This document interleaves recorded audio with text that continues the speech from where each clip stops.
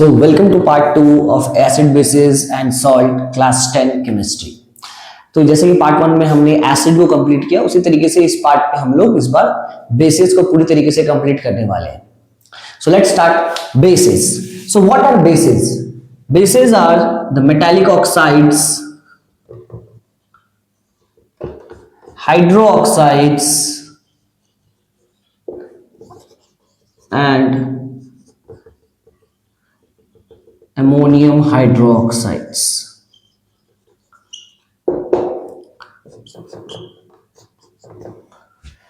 So any metal oxide or hydroxide, they are base, or any of them like calcium oxide, magnesium oxide, lead oxide, iron oxide, anything, any metallic oxide or hydroxide, they are considered to be as base, like NaO, K2O, CaO, MgO, NaOH, KOH, CaOH whole twice, MgOH whole twice, every metallic oxide and hydroxide. Only one exception is there, ammonium hydroxide, that is NH4OH. This is the only base which contains non-metals, that is nitrogen, hydrogen, oxygen, hydrogen again. So this is the only exceptional, this is the only base which contains only non-metal।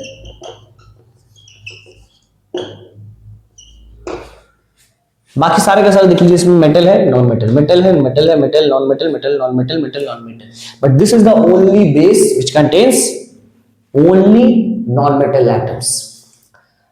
तो these are the examples. Then what is the actual definition of bases? So as we have seen in acids, जैसे कि acid में हमने देखा था कि acids क्या है, वो चीज जो पानी में आयोनाइज करता है with water, acid ionizes to produce hydronium ion. In the same way bases are the compounds, bases are the compounds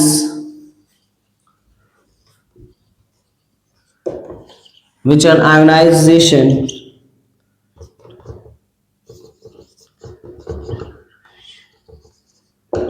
with water produces hydroxide ion as the only negative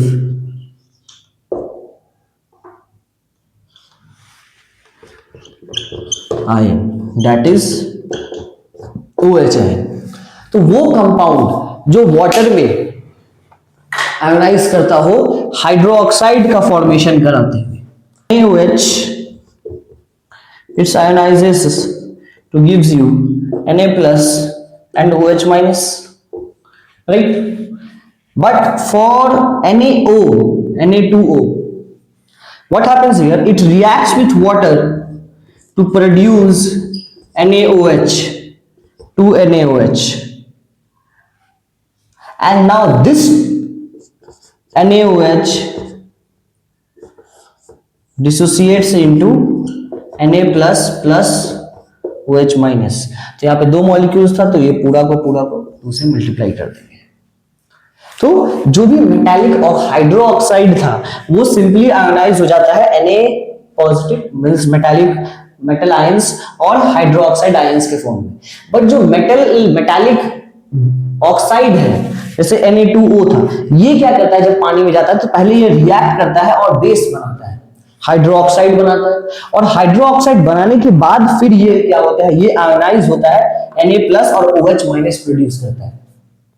And that's why these both are base, because they both produces hydroxide ion।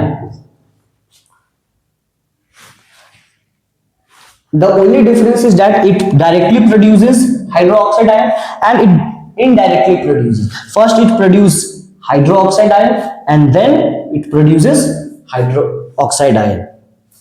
ठीक है, तो ये important चीज था जानना इस base में कि आखिर मेटालिक हाइड्रोक्साइड बेस कैसे है। वो तो डायरेक्टली बन गया, ये सिंपल सा चीज था।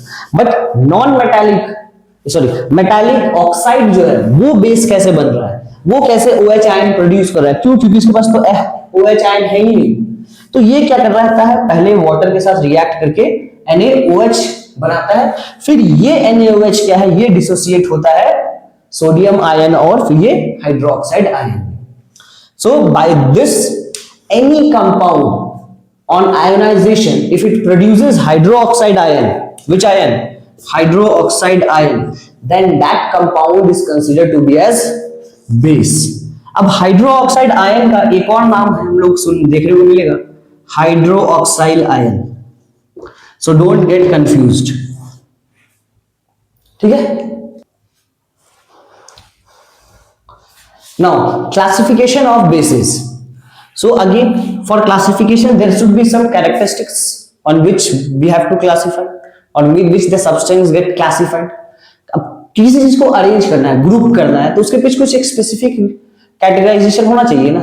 जैसे क्लासरूम में लड़का को एक तरफ लड़की को एक तरफ बैठा दी, डिस्क्रिमिनेशन नहीं है भाई, जैसे कैटेगराइजेशन है। तो उसी तरीके से यहाँ पे क्लासिफिकेशन है बेसिस का। कैसे बेसिस पे? On the basis of the strength, on the basis of strength.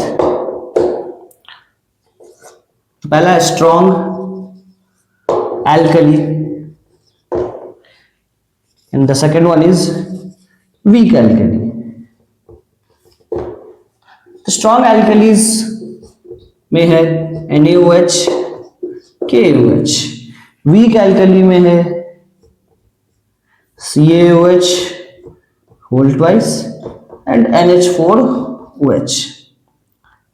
Reason will be the same as it was in the case of acid.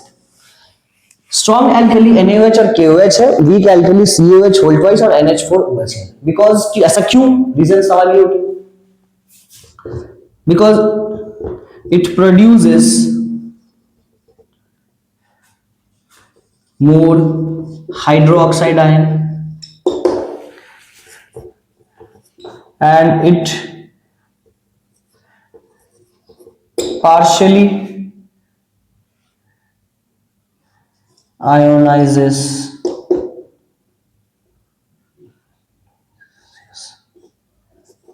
to produce OH ion. We can say produce के जगह पे it completely ionises, ठीक है। तो यहां पे क्या है, ये कंप्लीटली आयोनाइज कर जाता है, OH आयन का फॉर्मेशन करता है ज्यादा,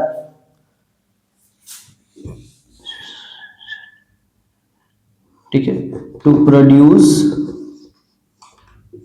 मोर OH ions. Whereas weak acid weak alkali जो है ये पार्शियली आयोनाइज कर पाता है और OH आयंस क्या यहां पे जो प्रोड्यूस होगा वो लेस अमाउंट में होगा, प्रोड्यूस लेस हाइड्रोक्साइड आयन। यही दो कारण है इसका क्लासिफिकेशन का। Now the next one is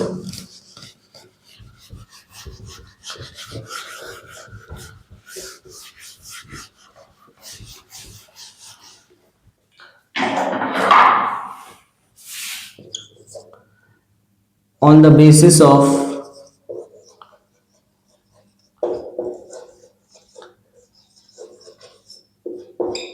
acidity.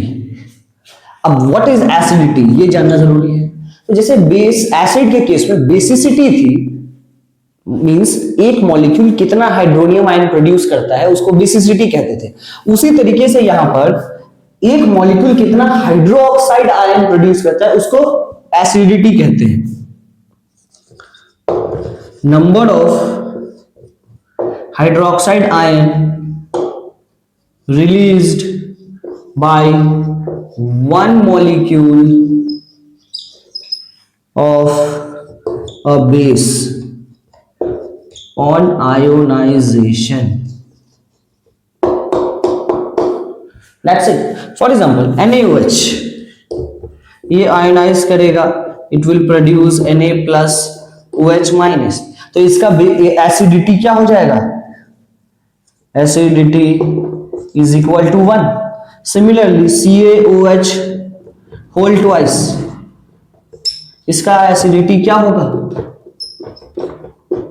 2OH minus, तो इसका एसिडिटी क्या हो जाएगा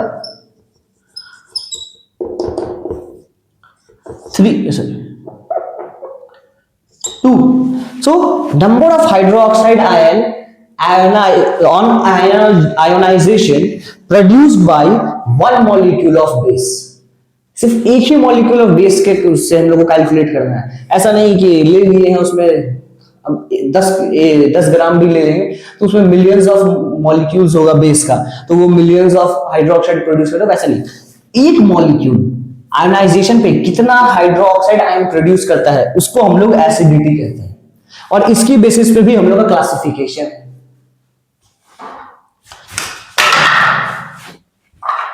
जैसे ये एक प्रोड्यूस करता है, अब क्योंकि हम लोगों ने एसिड्स को पहले पढ़ लिया है और एसिड्स के बारे में हम लोगों को मालूम है कि एसिड्स क्या है, it is a compound which produces hydronium ion, right. और उसी में हम लोग एक टर्म जानते हैं, एसिड जो है वो हाइड्रोनियम आयन प्रोड्यूस करता है, राइट, ये हम लोगों को पता है। हमने एक रिएक्शन के बारे में पढ़ा, neutralisation reaction.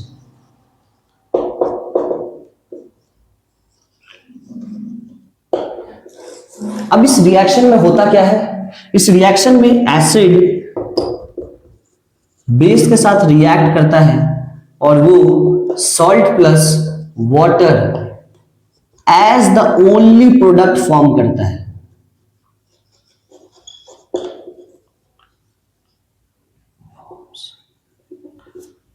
As the only product, ये डेफिनेशन हम लोग सीखे थे न्यूट्रलाइजेशन रिएक्शन का। हमने देखा था कि एसिड और बेस ये दोनों रिएक्ट करके सॉल्ट और water as the only product it forms. तो हम लोग इस रिएक्शन की मदद से बेस को डिफाइन कर सकते हैं, कैसे? So bases are the compounds which reacts with hydronium H3O plus ion produced by an acid to form salt and water as the only product। अब इस ये है एक नया डेफिनेशन बेस का। इस डेफिनेशन में एज द ओनली प्रोडक्ट ये लिखना बहुत इंपॉर्टेंट हो जाता है। सर क्यों?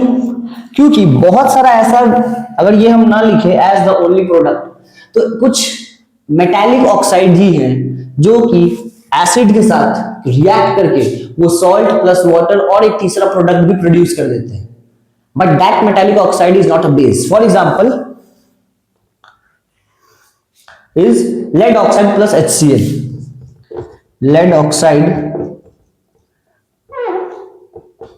plus HCl give you PbCl2 plus Cl2 plus H2O।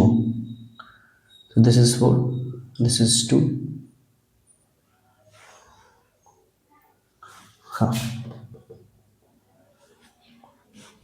Got it? So lead dioxide ये क्या है? एक मेटालिक ऑक्साइड है, राइट। ये एक मेटालिक ऑक्साइड है, तो इसको एसिड के साथ रिएक्ट करने के बाद सॉल्ट और वाटर ही प्रोड्यूस करना था, मगर ये सॉल्ट और वाटर के साथ साथ क्लोरीन गैस भी प्रोड्यूस कर दिया। और दूसरी बात, ये जो लेड मेटालिक ऑक्साइड है, but it is not a base, it is not a base, क्योंकि जब ये लेड ऑक्साइड वाटर के साथ रिएक्ट करता है, आयनाइज करता है, उस केस में वो हाइड्रोक्साइड आयन या OH आयन प्रोड्यूस नहीं करता है। इस हिसाब से तो ये बेस नहीं होना चाहिए।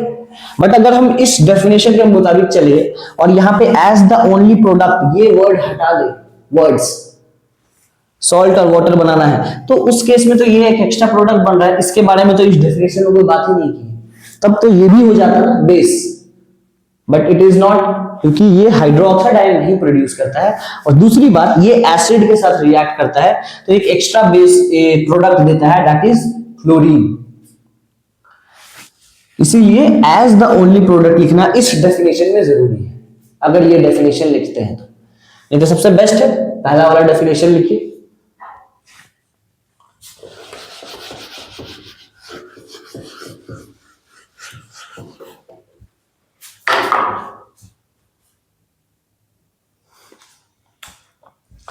Now the second topic is alkali.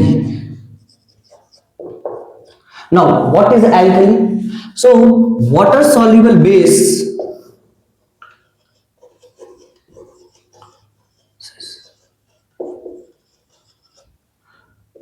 are known as alkali. तो जो बेस वाटर में सॉल्युबल है उसको हम लोग एल्कली कहते हैं, जैसे NaOH, KOH, CaOH, all these are water soluble bases. ठीक है, एक और बचा ammonium NH4OH.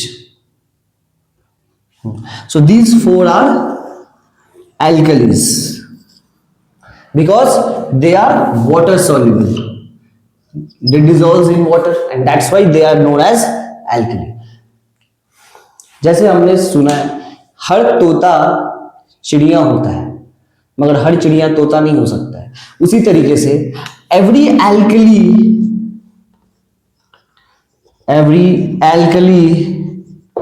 Is a base, but every base cannot be an alkali. Her alkali base है मगर हर बेस एल्कली नहीं है, ठीक है, ये याद रखना। Only these four are there, NaOH, KOH, CaOH and NH4OH. Now preparation of bases. तो जैसे हमने एसिड्स में देखा था कि एसिड को कैसे प्रिपेयर करना, उसी तरीके से बेसिस को भी प्रिपेयर करने में कुछ स्टेप्स हैं, कुछ तरीके। पहला तरीका है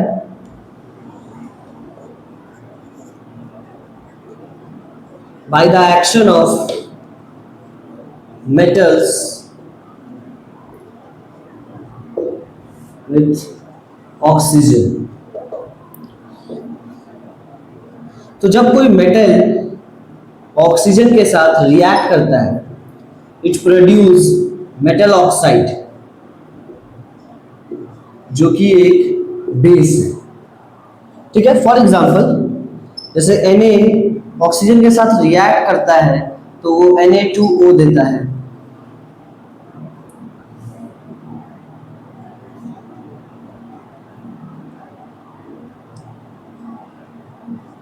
कैल्शियम ऑक्सीजन के साथ रिएक्ट करता है तो कैल्शियम ऑक्साइड देता है,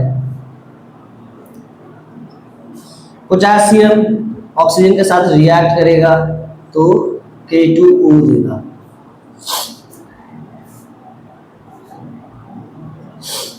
so this is the first way कि मेटल को क्या करेंगे, ऑक्सीजन के साथ रिएक्ट करेंगे और वो करस्पॉन्डिंग हम लोगों को ऑक्साइड देगा, मेटल ऑक्साइड, जो कि एक बेस की तरह काम करता है। अब सेकंड वाला जो है उसमें मेटल्स को हम लोग वाटर के साथ रिएक्ट करेंगे।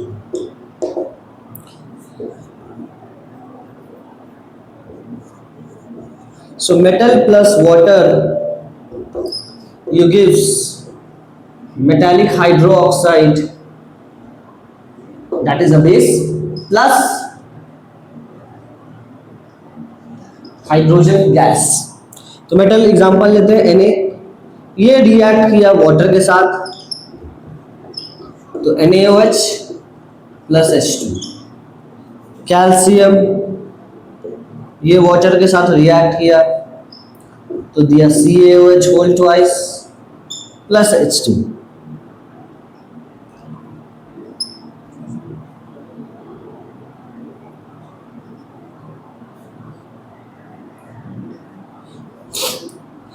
पोटेशियम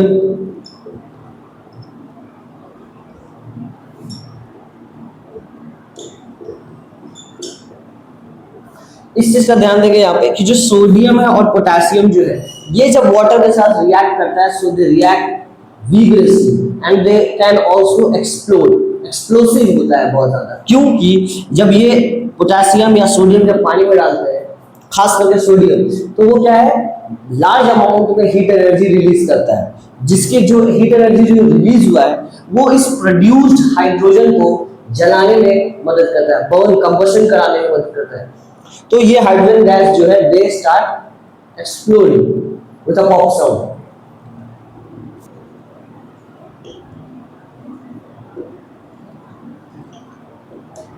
अब हम लोग मेटालिक ऑक्साइड को लेंगे और वाटर के साथ रिएक्ट कराएंगे।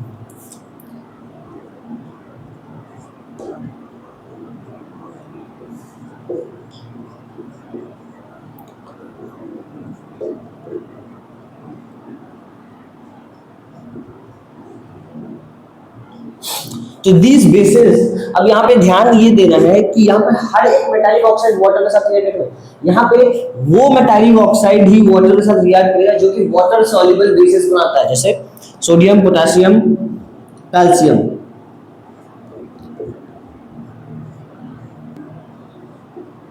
यहाँ पे किसी भी तरीके का हाइड्रोजन गैस का प्रिपरेशन नहीं होगा, डायरेक्ट बैलेंस इट।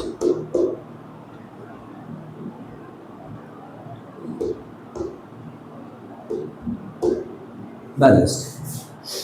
ठीक है, let's see the next one जिसको डबल डिस्प्लेसमेंट मेथड कहते हैं।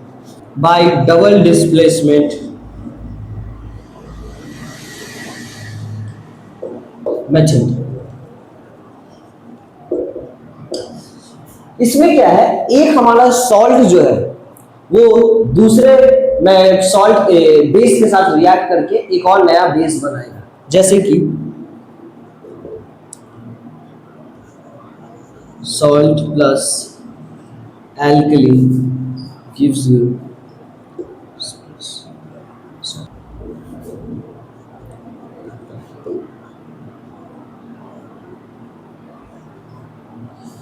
तो ये Fe जो है इस OH के साथ रिएक्ट करेगा और कंबाइन करेगा और ये Na जो है इस क्लोरीन के साथ, तो ये बनाता है NaCl सॉल्ट प्लस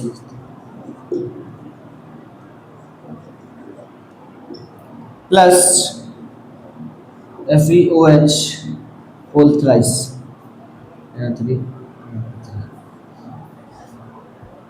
ठीक है, इसी के तरीके से CuSO4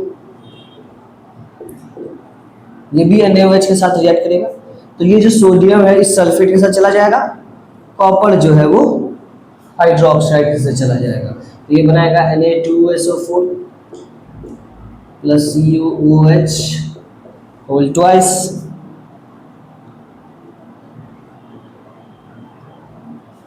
to sodium two hydroxide one copper one sulphate ion one sulphate, balanced. तो यहाँ पे क्या ये डबल डिस्प्लेसमेंट रिएक्शन हो रहा है, केमिकल रिएक्शन में हम लोग पढ़े थे जहाँ पे there is a exchange of ions takes place, तो यहाँ का नेगेटिव आयन इस नेगेटिव आयन के साथ रिप्लेस हो गया, डिकम्पोजिशन मेथड। जैसे कैल्शियम कार्बोनेट, इसको जब हम लोग डिकम्पोज करते हैं सो CaO CO3 देता है and this CO is again a base. Copper carbonate, इसको भी जब डिकम्पोज कराते हैं तो CuO plus CO2 carbon dioxide gas देता है, again this is a base. Oxide है, मेटालिक ऑक्साइड और आल्सो बेस। कैल्शियम नाइट्रेट भी जब डिकम्पोज होता है तो calcium oxide plus nitrogen dioxide plus oxygen release करता है, nitrogen 1, nitrogen 1, 3 to the 6, 2 to the 4.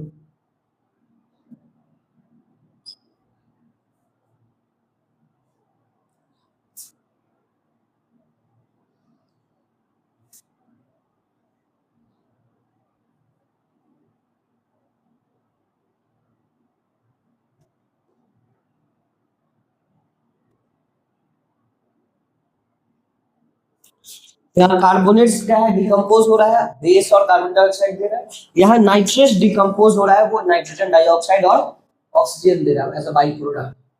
तो यहाँ पर बेस का फॉर्मेशन हो रहा है, कैल्शियम ऑक्साइड क्या है, बेस है। इस तरीके से हम लोग बेसिस को प्रिपेयर कर सकते हैं लेबोरेटरी में, या फिर कभी भी अगर कहीं जरूरत पड़े तो उस इंडस्ट्रियल प्रोसेस में भी इसका यूज किया जा सकता है बेस को प्रिपेयर करने के लिए। Now let's see the properties. Let's begin with physical properties. So the very first property is taste. As we have seen in acid, acids का क्या हमने डेफिनेशन लिखा था स्टार्टिंग में, the acids are sour in taste, bases are bitter in taste.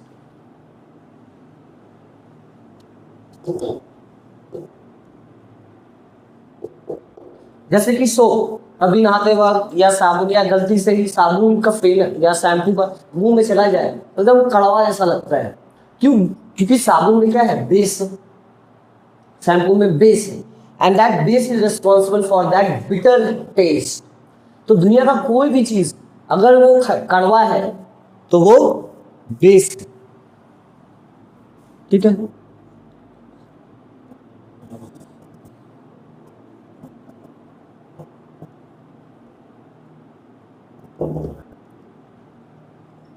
They cause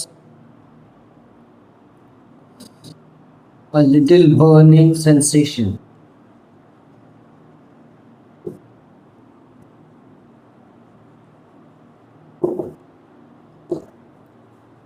तो यहाँ पर ये जैसे एसिड्स क्या है हमारी स्किन के साथ रिएक्ट करके वो अलग अलग कलर्स दे रहा था, डैमेज कर रहा था, उसी तरीके से बेस भी जो है वो भी हमारे स्किन के साथ चेंजेस दिखाता है। ये क्या, जब भी अगर किसी भी तरीके का बेस को अगर आप हाथ में लेंगे, डिपेंडिंग अपॉन देयर रिएक्टिविटी, कितना रिएक्टिव है, कितना हाईली बेसिक है, उसके ऊपर आपका जो स्किन है वहां पे धीरे धीरे आपको ना बर्निंग फील होना स्टार्ट होगा, जलन लगेगा, इरिटेशन होने लगेगा आपको धीरे धीरे, because they are corrosive in nature, because they are corrosive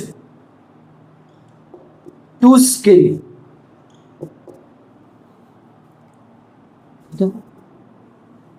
The third one is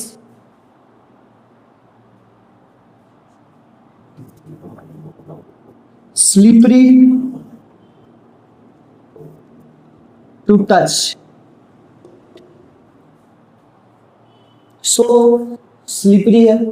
blood को भी अगर आप गलती से कहीं शॉक लगे और दो फिंगर्स के बीच में रखकर करेंगे तो देखेंगे कि इट इज स्लिपरी, वो स्लिप करेगा एक दूसरे से ऊपर दोनों फिंगर। क्यों? क्योंकि ब्लड में भी बेस है, ब्लड भी क्या है, it's a basic in nature, वो भी बेसिक प्रॉपर्टी शो करेगा, तो वो स्लिपरी टू टच होगा। एग्जांपल लिख लेंगे, soap solution, blood, this all are, ये रियल में इसमें फील होगा आपको, जब भी हाथ में पकड़ेंगे तो सोपी फील होगा। Not D,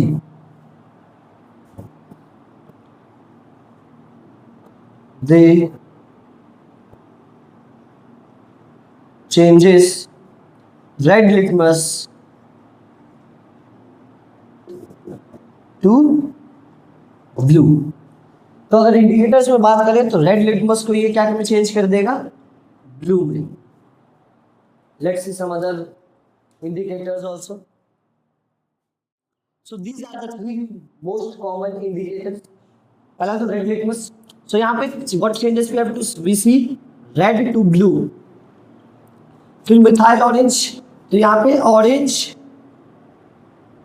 to yellow.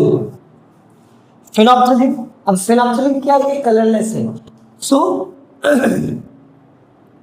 Colourless to pink.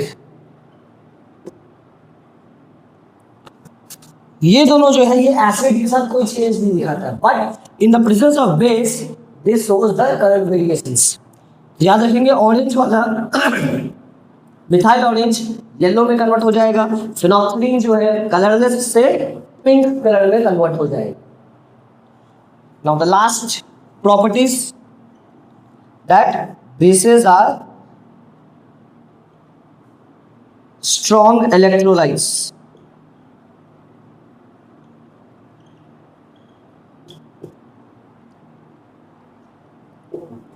ठीक है, अब ये इलेक्ट्रोलाइट्स क्या है? What are electrolytes? So substance which conduct electricity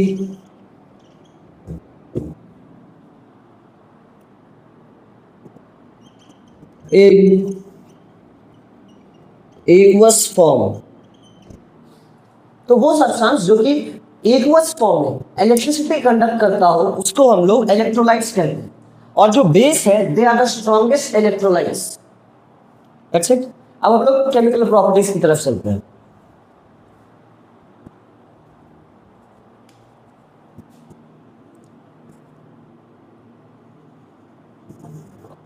Alkali plus carbon dioxide gives you carbonates plus water।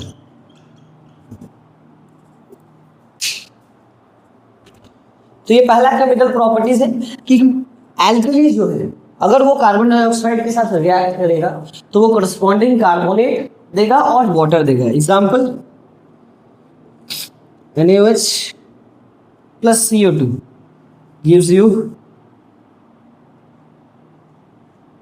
Na2CO3 plus H2।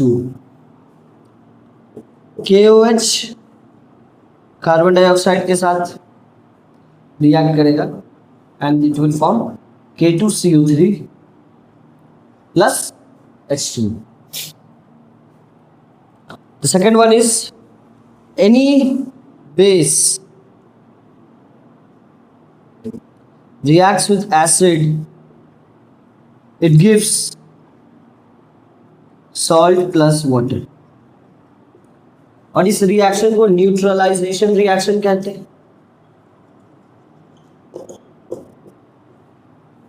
ठीक है, बेस में हमने ले लिया कैल्शियम हाइड्रोक्साइड, एसिड में हमने ले लिया सल्फ्यूरिक एसिड H2SO4। तो ये रिएक्ट करके क्या बनाएगा? Salt that is calcium sulphate CaSO4 plus water that is H2O। Let's balance it. Calcium 1 sulphate ion hydrogen 4 oxygen 2। तो put 2 here। In the same way NH4OH ammonium hydroxide reacts with hydrochloric acid, produces NH4Cl plus H2O। NH4Cl H2O, that's it, balance।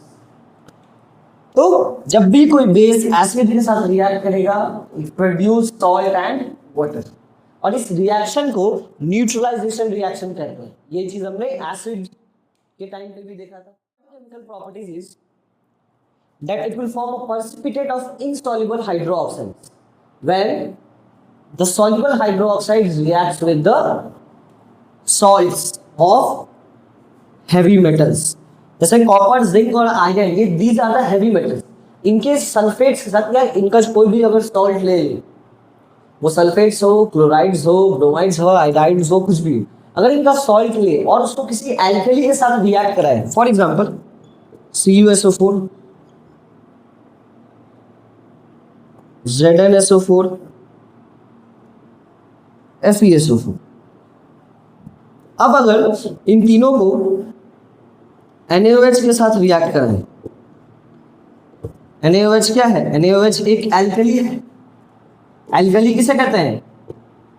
Water soluble bases are called alkali. वो base या फिर वो hydro oxide जो पानी में soluble है उसको हम लोग एल्कली कहते हैं। तो ये रिएक्ट करेगा तो ये क्या बनाएगा? इनसॉल्युबल हाइड्रो ऑक्साइड जो कि पीपीटी फॉर्म करेगा। कैसे देखते हैं? यहां डबल डिस्प्लेसमेंट रिएक्शन होगा तो sodium sulphate copper hydroxide, sodium sulphate Na2SO4 plus zinc hydroxide, ferrous sulphate same वही सोडियम इसको लेकर चला जाएगा तो sodium sulphate plus FeOH whole twice.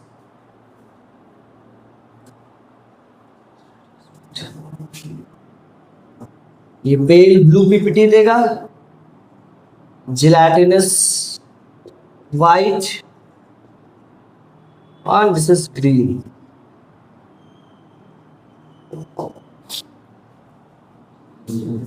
Let's see, balance it out. 2, 2, 2.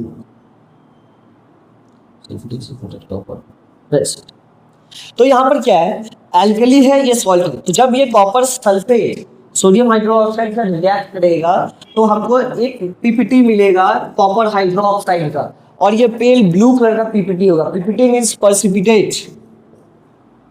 Precipitate insoluble substances का बनता है। It means copper hydroxide, zinc hydroxide, iron oxide hydroxide, these all are insoluble in water. तो ये पेल ब्लू कलर का zinc hydroxide का gelatinous white, ये बिल्कुल white jelly की तरह दिखेगा। ये आयरन हाइड्रोक्साइड दैट इज ये ग्रीन कलर का दिखेगा आपको, काई के कलर का। तो ammonium salt are warmed with alkalis, they produce ammonia gas। तो ये भी एक इंपॉर्टेंट रिएक्शन हो जाता है। जैसे कि अमोनियम सॉल्ट लेते हैं NH4Cl, it reacts with NaOH। याद रखेंगे यहाँ बॉइल है तो यहाँ हीट देना पड़ेगा। So it reacts with ammonium hydroxide, sorry sodium hydroxide that is alkali to produce NaCl। ये इसके साथ रिएक्ट कर जाएगा plus water plus ammonia gas. NaCl के साथ चला गया, ये OH जो है इसमें से एक हाइड्रोजन ले लेगा, वाटर बनाएगा और बचा गया एमोनिया जो कि गैस बन करके उड़ जाएगा। एक और एग्जांपल देखते हैं NH4 होल ट्वाइस SO4, ये KOH के साथ रिएक्ट करेगा। बॉइलिंग करना है तो मतलब हीट देना होगा तो अगेन ये K जो है सल्फेट के साथ चला जाएगा। सो K2SO4 plus water plus ammonia, यहाँ 2 लगाएंगे, यहाँ 2 वाटर मॉलिक्यूल्स 2 एमोनिया मॉलिक्यूल्स। एक बचा एक और alkali that is calcium hydroxide, उसको भी करा के देखते हैं। NH4Cl plus CaOH whole twice, boil करेंगे इसको भी तो it produces CaCl2 plus H2O plus NH3।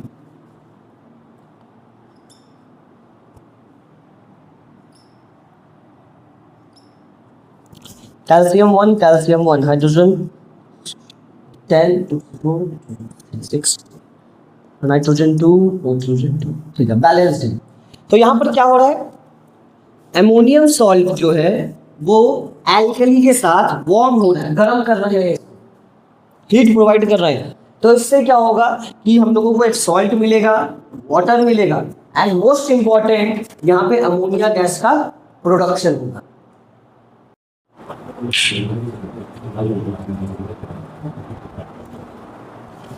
So, bases and their uses. The first one is sodium hydroxide. तो sodium hydroxide day to day life में जब हम लोग साबुन यूज करें, सोप्स, उसका बनाने में हम लोगों को सोडियम हाइड्रोक्साइड और पोटेशियम हाइड्रोक्साइड का यूज करना पड़ता है सोप का। तो पोटेशियम हाइड्रोक्साइड का यूज हम लोग सॉल्ट्स को प्रिपेयर करने के लिए भी करते हैं, साथ ही साथ इसको बैटरीज में यूज किया जाता है, एल्कलाइन बैटरीज। ठीक है, तो जब भी दुकान में जाएगा अगर वहाँ एल्कलाइन बैटरी है तो इसका मतलब है कि उसमें KOH डाला गया है। Third one is calcium hydroxide. Calcium hydroxide का सबसे बड़ा यूसेज है ब्लीचिंग पाउडर बनाने में। अब ब्लीचिंग पाउडर बनाया है तो इसका इस्तेमाल हम लोग करते हैं generally softening of hard water. कोई हार्ड वाटर है उसको अगर उसका सॉफ्ट वाटर में कन्वर्ट करें तो उसका हार्डनेस हटाना है तो उसको हम लोग कैल्शियम हाइड्रोक्साइड डाल देंगे तो उसका हार्डनेस रिमूव हो जाएगा। फिर आता है मैग्नीशियम हाइड्रोक्साइड। इसका इस्तेमाल हम लोग एज अ न्यूट्रलाइजर करते हैं। तो जो इनो पीते हैं जब एसिडिटी हो जाता है तो उसमें जो हम लोग एंटी एसिड्स लेते हैं जो कि हमारे एसिडिटी को कम करता है, वो उसमें मैग्नीशियम हाइड्रोक्साइड डाला हुआ रहता है। Anti acid neutralises the acid. फिर आता है एल्यूमिनियम हाइड्रोक्साइड। ये फायर एक्सटिंग्विशर में डाला जाता है। फायर एक्सटिंग्विशर में क्या, अब जब इनके अगर आप कोई वीडियो देखे होंगे या रियल लाइफ में फायर एक्सटिंग्विशर को देखे होंगे यूज करते हो तो वो एक झाग जैसा निकलता है, एकदम फोम की तरह, जैसे बर्थडे स्प्रे में निकलता है उसी तरीके से वो झाग बनाता है। तो ये जो झाग बन रहा है वो किसके वजह से बनता है, वो बनता है एल्यूमिनियम हाइड्रोक्साइड के वजह से। फिर है हमारा मैग्नीशियम ऑक्साइड। इसका बहुत बड़ा यूज किया जाता है रिफ्रैक्टिव ब्रिक्स को बनाने में। याद रखिएगा, रिफ्रैक्टिव ब्रिक्स, एक नए ईंटे के बारे में पता चलेगा अभी आपको। तो ये एक ऐसा ईंट है जैसे ये जो हमारा जो घर बना है जिस ब्रिक्स से, उस ब्रिक्स का एक कैपेसिटी होता है कि वो इतना टेम्परेचर को झेल सकता है। वो हर एक ऑब्जेक्ट का भी होता है, इंसान और जानवर का भी होता है, कोई गर्मी में रह लेता है कोई ठंडा में। उसी तरीके से जो रिफ्रैक्टिव ब्रिक्स है ना, ये 1000 डिग्री सेल्सियस के गर्मी को भी झेल सकता है। इसका जनरली यूज किया जाता है बॉयलर्स बनाने के लिए या पावर प्लांट्स में यूज किया जाता है इस तरीके के ब्रिक्स का। और ये ब्रिक्स बनता किसकी मदद से, मैग्नीशियम ऑक्साइड की मदद से। फिर आता है कैल्शियम ऑक्साइड। कैल्शियम ऑक्साइड एक बहुत ही अच्छा ड्राइंग एजेंट है। पानी किसी भी जगह से अगर पानी निकालना तो वहां पे कैल्शियम ऑक्साइड डाल के वो वाटर को वहां एब्जॉर्ब कर लेगा। दूसरा, ये एक बेसिक फ्लक्स की तरह भी यूज किया जाता है। अब ये बेसिक फ्लक्स क्या है, अब जब भी दो मेटल्स को जोड़ते हैं वेल्डिंग की मदद से तो क्या किया जाता है कि वहां पर एक मिक्सचर डाला जाता है। उस मिक्सचर में ही ये कैल्शियम ऑक्साइड होता है। ये कैल्शियम ऑक्साइड क्या करता है, उस वेल्डिंग के जोड़ को स्ट्रांग बनाता है। उसके अंदर किसी भी तरह का गैसेस प्रेजेंट ना हो, उस इम्प्योरिटीज को वहां से निकालता है। जब रेलवे में जब भी दो रेलवे लाइन में क्रैक्स आता है, इनको जोड़ना है, वहां पे टर्माइट बेल्डिंग है तो उसमें भी इस मिक्सचर को डाला जाता है। उसमें भी मिक्सचर होता है जिसमें मैग्नीशियम ऑक्साइड, कैल्शियम ऑक्साइड और एक एल्यूमिनियम का भी कंपाउंड ऐड किया जाता है। तो इसके वजह से क्या होगा, गैसेस उसके बीच में नहीं होगा। दूसरा, जो वो दोनों जुड़ेंगे उनका जो स्ट्रेंथ होगा वो उसको मल्टीप्लाई कर देता है बहुत ज्यादा। तो ये हमारा यहाँ पे बेस का भी कंप्लीट हो गया चैप्टर। नेक्स्ट पार्ट में हम लोग सॉल्ट को डिस्कस करेंगे।